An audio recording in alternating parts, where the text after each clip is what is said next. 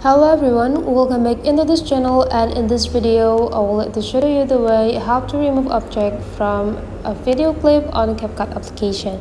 So here I already opened my CapCut as well as the video clip that I have, and let's try to remove this clock or from the wall. So here the things that you need to do is just go click the clip, and after that you just explore the features down part here, slide into the left side until you find a duplicate.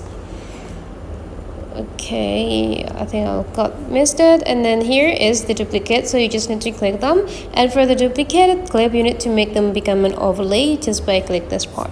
Now you just need to drag this clip into the left side until they have like this similar positions from the beginning to end.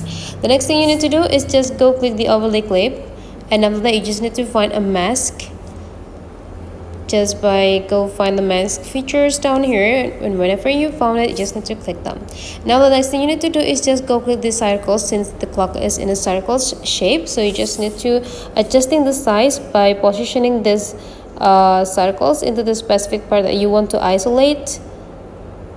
Okay, almost there, almost. Make sure that it's really thin.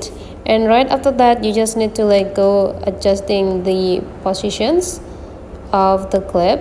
I think this is the most hardest part because of